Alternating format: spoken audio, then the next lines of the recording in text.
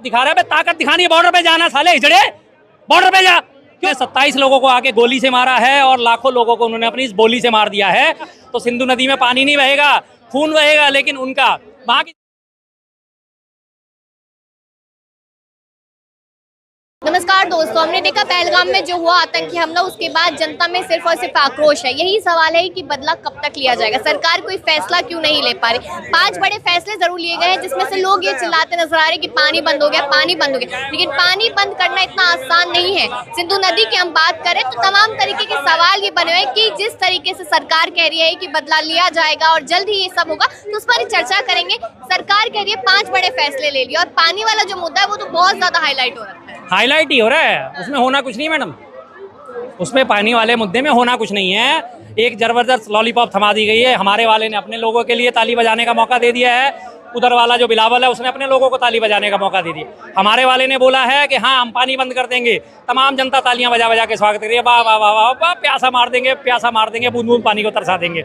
उधर वाले ने क्या कहा कि अगर पानी रोका, सिंधु नदी का पानी रोका गया, वहाँ की जनता ने भी तालियां बजा दी। दोनों ने अपनी अपनी राजनीतिक दुकानदारी चला ली, लेकिन हकीकत से दोनों को दूर है।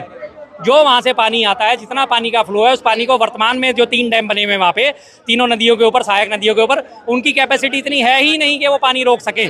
जितना पानी पीछे से आता है उसका 80% पानी जो है वो पाकिस्तान को जाता है, 20% पानी भारत में आता है।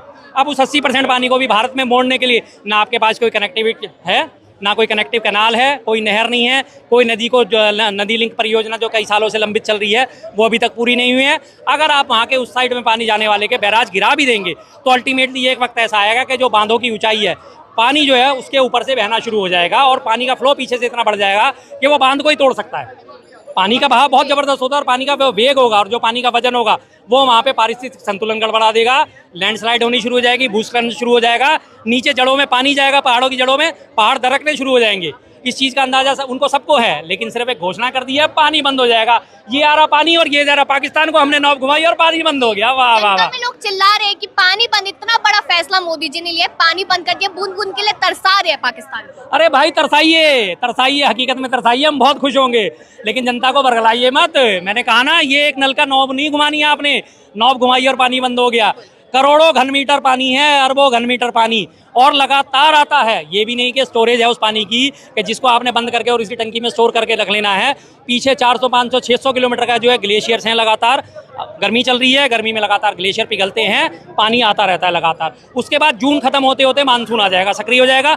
मानसून में रोज बरसात होगी, रोज पानी का फ्लो बढ़ेगा। देख लेंगे आप क्या होता है।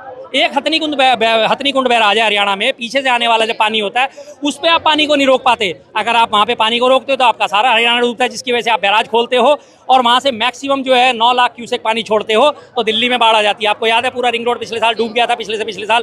तो ये हालत है, इतने से 9 लाख क्यूसेक और वहाँ तो करोड़ों करोड़ों अरबों खरबों है, नहीं रोक सकेंगे। सिर्फ एक बात से लोगों को हाँ लॉलीपॉप दे दिया। जब 370 हटाया गया था तो कहा गया था 370 हट चुका है, सरहदें सुरक्षित हो चुके, नोटबंदी हुई कि आतंक नहीं आ पाएगा भारत देश में। अब क्या तस्वीरें आ रही है? वही चीज़ है, मैं उसी चीज़ को तो याद दिलाना। ये तो हमें थोड़ा सा पहले जाना पड़ेगा। 2013 में जो है मोदी जी सवाल पूछ रहे थे प्रधानमंत्री मोदी से, 5 चीज़ों का जवाब दीजिए। आपकी सुरक्षा व्यवस्था चाक चौबंद है तो आतंकवादी हथियार लेके अंदर कैसे घुसाते हैं? अब उसी चीज़ का जवाब दीजिए भाई साहब। इतनी बड़ी बड़ी राइफलें लेके वो अंदर घुसे, कैसे घुसे हैं भाई? कोई छोटी मोटी चीज़ हो तो जो बंदा जेब में भी डाल के ले आएगा, पिस्टल है, चाकू है, तलवार जेब में डाल के ले आएगा, अंटी में जूते में फंसा के ले आएगा, इतनी बड़ी राइफल कैसे ले आएगा भाई? कहाँ थी आपकी सुरक्षा व्यवस्था? और ये देखिए, नेताओं के लिए सुरक्षा व्यवस्था सबसे बड़ी बात। इसी जगह से थोड़ी सी दूर वहाँ पे निशिकांत दुबे ने 25वीं शादी की सालगिरह मनाई, सैकड़ों लोगों को वहाँ उसने इनविटेशन दिया और हजारों लोग उसकी सिक्योरिटी में लगे हुए थे। लेकिन जब हजारों आम नागरिक जाते हैं तो वहाँ पे दो पुलिस वाले भी मौजूद नहीं होते, 2 सुरक्षा कर्मी भी वहाँ पे मौजूद नहीं होते।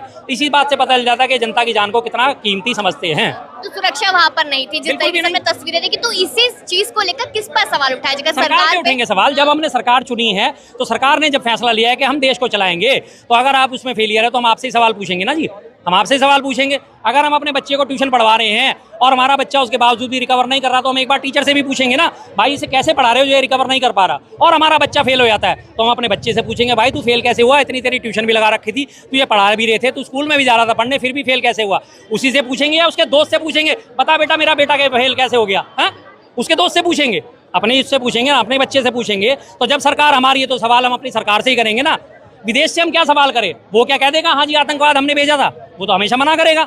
वो कह देगा हम नहीं जानते, हमारा क्या आतंकवादी से रिश्ता, वो तो उसने तो मना ही करना है। सब जानते हैं पाकिस्तान कैसा है, नाम ही उसका पाकिस्तान है वो ना पाकिस्तान। पाक उसने जोड़ रखा है, पाक का मतलब होता है पवित्र, लेकिन है वो नापाक, ना पाकिस्तान है वो असल में। आज से मैं उसका नाम ना पाकिस्तान रखूंगा, पाकिस्तान का नाम खत्म, ना पाकिस्तान है वो। हमेशा कहा जाता है कि आतंकियों का कोई मजहब नहीं होता, लेकिन जिस तरीके से मुद्दा और नैरेटिव बनाया गया है कि मजहब को पूरी तरीके से जोड़ दिया गया, तो आपस में जो जनता है वो डरी हुई है कि ये मेरा दोस्त नहीं है, शायद दुश्मन हो सकता है। देखिए यही एक चीज इसमें जो है, आतंकवादी अपने हमले में हमला करने के बाद मानसिक रूप से हमला करने में सबसे ज्यादा सफल हुए हैं। उन्होंने कि तुम हिंदू और तुम मुसलमान हो, तुम हिंदू और तुम मुसलमान हो, तमाम लोगों के बीच में खाई खोद दी है, जिसकी परिणति अब देखने को मिलनी शुरू हो गई है। चंडीगढ़ में कश्मीर से आई हुई लड़की है, हॉस्टल में रह रही है, उसे निकालने के लिए बाहर खड़ा करने की तैयारी कर दी, उसका क्या कसूर है? अम्बाला में एक बिरयानी बेचने वाला, उसकी बिरयानी की ठेली तोड़ दी, उसे जला दिया गया, उसका क्या कसूर है? क्या वो पाकिस्तानी है? क्या वो पाकिस्तानियों को टेरर फंडिंग कर रहा है? पाकिस्तानियों को टेरर फंडिंग कौन कर रहे थे? बीजेपी IT सेल का पदाधिकारी जो टेरर फंडिंग में पकड़ा गया था। पाकिस्तान को सूचनाएं कौन दे रहा था? प्रदीप कुरुलकर, नाम सर्च कर लेना, RSS से जुड़ा हुआ व्यक्ति था प्रदीप कुरुलकर, जिसने अपने DRDO, हमारा जो वैज्ञानिक संस्थान है, उसकी गुप्त सूचनाएं उसने पाकिस्तान को भेजी थी। तो आतंकवादी कौन हुए? आतंकवादी कौन हुए? और जो बात इन्होंने धर्म की बात करी गई है, अभी NIA हमारी नेशनल इन्वेस्टिगेशन एजेंसी है, उसने 7 लोगों के लिए मालेगांव बम विस्फोट में जो है वो मांगा है, फांसी की सजा की मांग करी है। 7 नाम कौन से, जरा एक बार गौर फरमाइए, 7 नाम कौन से हैं जिन्होंने मालेगांव बम विस्फोट करा था? प्रज्ञा सिंह ठाकुर, जो इसके नाम के साथ साध्वी जुड़ता है, जो अपने नाम के साथ साध्वी जोड़ती है, प्रज्ञा सिंह ठाकुर, लेफ्टिनेंट कर्नल प्रसाद श्रीकांत पुरोहित, मेजर सेवानिवृत्त रमेश उपाध्याय, अजय राहिरकर, सुधाकर द्विवेदी, सुधाकर चतुर्वेदी और समीत कुलकर्णी। ये 7 के 7 क्या मुसलमान हैं? क्या इन्होंने धर्म बदल लिया? कौन है ये लोग? इन्होंने मालेगांव में बम विस्फोट करा था, लोगों की जानें गई थी, जिसके अगेंस्ट इनके ऊपर मुकदमा चल रहा है। और NIA ने, अब आप NIA को भी देशद्रोही ठहराओगे, जिसके नाम के साथ ही नेशनल इन्वेस्टिगेशन एजेंसी जुड़ा हुआ है, उसे भी देशद्रोही ठहराओगे कि उसने इन 7 लोगों के लिए फांसी की मांग क्यों कर दी? है कोई सवाल का जवाब? नहीं है किसी के पास, नहीं दे सकेगी ये सरकार जवाब। और जवाब मांगने पर नेहा सिंह राठौर जैसी लोगों के ऊपर जो एक जायज सवाल उठा रही है, उनके ऊपर जो है FIR दर्ज कर दी जाती है। FIR दर्ज कर दी जाती है। माहौल क्या है? माहौल हम सरकार से नहीं पूछेंगे, जवाब सरकार से नहीं मांगेंगे तो किससे मांगेंगे? हम किसी तीसरे व्यक्ति से मांगेंगे। तीसरे व्यक्ति ने, किसी ने भी मध्यस्थता करने से मना कर दिया। बड़ा जोर शोर से प्रचारित करा जाता है अमेरिका हमारे साथ है, अमेरिका हमारे साथ है। शुरुआत में 1-2 दिन में यही हुआ ना, अमेरिका हमारे साथ है। अल्टीमेटली क्या हुआ?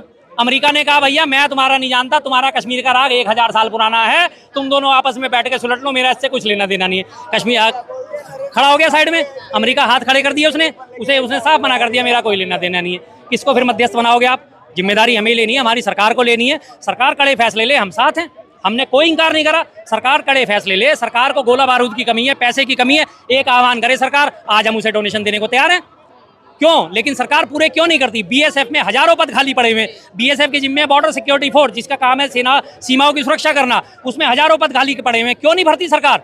कहाँ जा रहा है लाखों करोड़ रुपए GST का पैसा? कहाँ जा रहा है? क्या उनकी तनख्वाह देने के लिए पैसा नहीं है? और अगर नहीं है तो आप देश से फिर से एक बार आह्वान करिए, हमारे पास BSF में भर्ती करने के लिए पैसा नहीं है, आपसे पैसे की जरूरत है। देखिए जनता कैसे दिल खोल के पैसा देती है।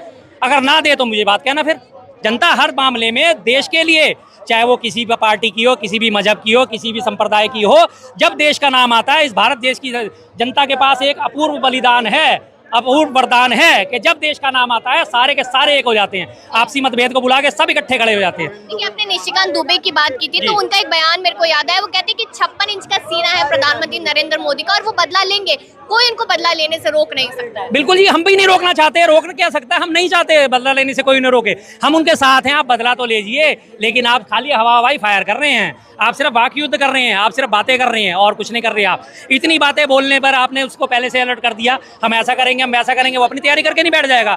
हमले हमेशा जो हैं गुप्त रूप से करे जाते हैं, अचानक करे जाते हैं। शिवाजी महाराज की इतनी तारीफ करने वाले ये लोग शिवाजी महाराज से एक चीज सीख लें कि शिवाजी महाराज गुरिल्ला युद्ध के माहिर थे, दुश्मन को संभलने का मौका भी नहीं देते थे शिवाजी महाराज, और उनके ऊपर आक्रमण करके और इन्हें नेस्तानाबूद करके चले आते थे। लेकिन इन्होंने तो पहले से पहले अपने आंकड़े गिनाने शुरू कर दिए, हम ऐसा कर देंगे, हम ऐसा कर देंगे। अब सामने वाला तो भाई तैयारी करके बैठेगा ही ना, फिर क्या होगा उसका? ऐसे करे, ऐसे लड़े जाते हैं युद्ध। तो क्या इन सारी चीजों से ज्यादा जरूरी बिहार के चुनाव है, क्योंकि मोदी जी तो वहाँ पहुंचे थे? आपने बिल्कुल ये बात सही कही। बिहार के चुनाव उनके लिए ज्यादा जरूरी थे। ना वो किसी पीड़ित से मिले, ना पीड़ित के परिवारों से मिले। 27 लोगों को जो है अपने वो श्रद्धांजलि देने भी नहीं गए, और जाके वो बिहार में हरी झंडी हिला रहे हैं और जाके नीतीश कुमार के साथ ठाके लगा रहे हैं। सबने देख लिया, हमारे किसी भी घर में मौत होती है, कम से कम 3 दिन का शोक रखा जाता है। जब तक उठावनी नहीं होती तब तक कोई काम नहीं करा जाता। व्यापारिक प्रतिष्ठान होते हैं वो नहीं खुली जाती, नौकरी से छुट्टी ली जाती है। लगभग 3 दिन का हम सब शोक रखते हैं। 3 दिन के बाद हमारे सारे कार्यकलाप शुरू होते हैं। और उसके बाद वो 13वीं तक उन्हें फिर भी थोड़ी सी रेस्ट्रिक्शन के साथ उन्हें पूरा कराया। 13वीं के बाद सारे काम शुरू हम करते हैं, कोई भी शुभ काम हुए। और मोदी जी ने तो एक दिन भी इंतजार नहीं करा, एक दिन 2 दिन हुए और सीधे वो बिहार पहुंच के जाके अपनी हरी झंडी लाने। क्यों भैया, कहाँ भागा जा रहा था बिहार, कहाँ भागे जा रहे थे बिहारवासी? 2 दिन बाद चले जाते। एक बार यही तो सवाल है कि जब चुनाव नजदीक आते तभी ऐसी घटनाएं क्यों देखते और आम जनता क्यों अपनी जान गंवाती है? आम जनता देखिए जी, जनता मैं क्या कहूँ, मैं हमारे यहाँ की देश की जनता भी अगर मुझे गाली देगी तो दे दे, हमारे देश की जनता भी काफ़ी हद तक बेवकूफ़ है। वो मुद्दों की गहराई में कभी नहीं जाती। आतंकवादी आए, गोली से 27 लोगों को मार के चले गए, गोली से लाखों लोगों को मार के चले गए, लेकिन वो इसकी जड़ में नहीं जा रहे कि जो आतंकवादी चाहते थे कि इस देश में हिंदू मुस्लिम हो, और वो पैदा करके चले गए वो पैदा करके। अब तमाम देश में आज हिंदू मुस्लिम हो रहा है। आचार्य बाल मुकुट राजस्थान से बीजेपी का विधायक मस्जिद की सीढ़ियां चढ़ के जाके कह रहा है जय श्री राम, मस्जिद में जाके वो अपनी ताकत क्यों नहीं जाता? बॉर्डर पे बैठा हुआ यहाँ अपनी मस्जिदों में एनेस्थेसी करा रहा है, जा बॉर्डर पे ले हथियार, पहुंच बॉर्डर पे, माफी भी मांग रहे हैं। माफी, ऐसी माफी, वही सावरकर की औलादे माफी तो मांगेंगे ही, सावरकर की औलादे माफी मांगेंगे, सब बात। सारे मामले की जिम्मेदारी कौन लेगा? क्योंकि जिम्मेदारी लेने से तो भाग रहे हैं सारे नेता। भागेंगे ही, ये रणछोड़ दास हैं ये सारे के सारे लोग, रण छोड़ के भागने वाले। पुराना इतिहास इनका माफी वीरों का रहा है। कभी आज तक इन्होंने देख लिया किसके खिलाफ क्या एक्शन लिया। अंग्रेजों के टाइम में जब हमारे पूरे के पूरा देशवासी लगे हुए थे, अंग्रेजों भारत छोड़ो, और ये 1942 में जब आह्वान करा गया था भारत छोड़ो आंदोलन का, और ये मुस्लिम लीग के साथ मिलकर सरकार बना रही थी इनकी हिंदू महासभा, पश्चिम बंगाल में मुस्लिम लीग के साथ सरकार बना रहे थे। पाकिस्तान परस्त इनके इतने बड़े हैं, पाकिस्तान प्रेमी इतने बड़े हैं कि इनके अडवाणी जो बीजेपी के संस्थापक थे बीजेपी के, अडवाणी जो है जिन्ना की मजार पे जाके माथा टेक के आते हैं। साफ पता चलता है कि पाकिस्तान परस्त कौन है, आम हिंदुस्तानी है ये लोग, साफ पता चलता है इसी बातों से। आतंकी अंदर आते हैं, 400-500 किलोमीटर का फर्क रहता है सरहद से अंदर आने का, तो लोगों के मन में, खासकर कश्मीरियों के मन में यही सवाल है कि वो आतंकी आए कैसे, उनको समर्थन कैसे मिला, कैसे वो लोग? बिल्कुल सुरक्षा में हीला वाली है ना जी, सुरक्षा में चूक है। बीएसएफ अपनी ड्यूटी मजबूती से कर रही है, लेकिन एक व्यक्ति बीएसएफ का यहाँ खड़ा है और दूसरा आधा किलोमीटर बाद खड़ा है। इस 500 मीटर के दायरे में से कोई भी व्यक्ति कभी भी चुपचाप आ सकता है ना, वहाँ पे और लोगों को डिप्लॉय करने की जरूरत है। लेकिन हमारे पास संख्या बल की कमी है, भर्ती कर नहीं रहे। सेना में आज हमारे 2.25 लाख पद खाली पड़े हैं, 2.25 लाख। 1 लाख तो सिपाहियों के, रंगरूटों के, और 80,000 के करीब अफसरों के पद खाली पड़े हुए। क्यों नहीं भरते करते भाई आप? जब देश की सुरक्षा सर्वोपरि है तो क्या दिक्कत है आपको? आप बढ़ा दीजिए पेट्रोल पे 10 रुपए और बढ़ा दीजिए, हम एक बार भी रोना नहीं रोएंगे पेट्रोल पे 10 रुपए आपने क्यों बढ़ा दिए। करिए आप 2.25 लाख लोगों की भर्ती करिए, आप बीएसएफ की और 4-5-6 प्लाटून वहाँ पे डिप्लॉय करिए आप, कोई दिक्कत नहीं। मांगिए आप जनता से पैसा, जनता देने को तैयार है। रोटी का अपना कम खा लेगी एक रोटी, लेकिन पैसा देगी जनता। इस देश की जनता पे मुझे इतना विश्वास है, लेकिन आप में वो इच्छा शक्ति तो होनी चाहिए, वो आप में इच्छा शक्ति नहीं है। जनता पे विश्वास है, सरकार पे कितना विश्वास है? सरकार पे बिल्कुल भी विश्वास नहीं है जी। सरकार विश्वास लायक होती तो 2016 में आतंकवाद की कमर टूट गई। मामला भी ऐसे ठंडे बस्ते में जाएगा या कुछ होगा इसका? कुछ होना चाहिए, लेकिन जाना नहीं चाहिए। मुझे बहुत खुशी होगी कि ये मामला ठंडे बस्ते में ना जाए, बिल्कुल ना जाए। मैं चाहता हूं इस मामले में एक्शन हो, तमाम हमारे जो मासूम मारे गए उनका बदला लिया जाए, और अच्छे तरीके से लिया जाए, ढंग से तरीके से लिया जाए, और ऐसा सबक सिखाया जाए कि जिंदगी में दोबारा उन लोगों की भी ऐसी हिम्मत ना हो कि भारत की तरफ वो तिरछी नजर कर भी देख सके। जनता के मन में सिर्फ इतना सा है कि इस चीज का बदला जल्द से जल्द लिया जाए। जिस तरीके से हमने शुरुआत की थी प्रोग्राम की, तो यही सवाल बने हुए थे कि क्या सरकार अब इस पे कोई बड़ा एक्शन लेती नजर आएगी या फिर हवाई बातें ही करती नजर आएगी। अपनी राय दीजिएगा और देखते रहिए तमाम ऐसी खबरें।